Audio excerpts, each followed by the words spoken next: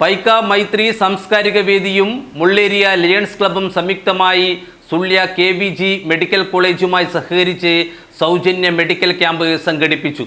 Medical camp Paika ഗ്രാമത്തിലെ നിരവധി പേർക്ക് ആശ്വാസമായി.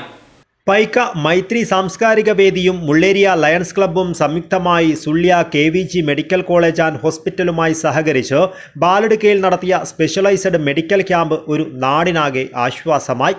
Badiyadka police inspector RP Anoop Krishna സൗജന്യ മെഡിക്കൽ ക്യാമ്പ് ഉദ്ഘാടനം ചെയ്തു. ഗ്രാമപ്രദേശങ്ങളിൽ പ്രവർത്തിക്കുന്ന സാംസ്കാരിക സംഘടനകൾ നാട്ടിൽ ഐക്യവും സാഹോദര്യവും നിലനിർത്തുമെന്നും സമൂഹത്തിന്റെ നന്മയ്ക്ക് ഇത് അനിവാര്യമാണെന്നും അദ്ദേഹം പറഞ്ഞു. നല്ല രീതിയിൽ ഒരു ജനകീയ കൂട്ടായ്മയായിരുന്നു ഒരു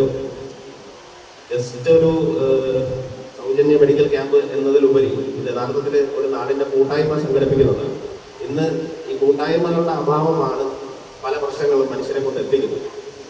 പഴയ കാലങ്ങളിൽ ക്ലബ്ബുകളോ അല്ലെങ്കിൽ സാംസ്കാരിക സംഘടനകളോ എല്ലാം നാട്ടിൽ അടുത്തടുത്ത് ആയി ഉണ്ടാവുകയും കൃത്യമായി ഇടവേളകളിൽ പരിപാടികൾ സംഘടിപ്പിച്ച് കുട്ടികളെയും മുതിർന്നവരെയും എല്ലാവരെയും അതിൽ പങ്കെടുപ്പിച്ച് ആ ഒരു കൂട്ടായ്മയുടെ ഗുണം എന്താണെന്ന് കുട്ടികൾക്ക് മനസ്സിലാക്കി കൊടുക്കുന്ന ഒരു കാലഘട്ടമുണ്ടായിരുന്നു.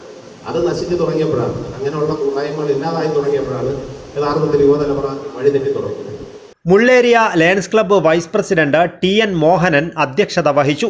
ഗ്രാമപഞ്ചായത്ത് member P Shailaja, Maitri Paika president Shafi Choorippallam, Sullia Nehru memorial college principal doctor MK Rudrakumar, doctor Aniruddh, assistant professor V Sreedhara, Maitri ഭാരവാഹികളായ Haneefa Karingappallam, BK Basheer Paika, lions club മുൻ പ്രസിഡന്റ് K ശേഖരൻ നായർ, അനിൽകുമാർ തുടങ്ങിയവർ സംസാരിച്ചു.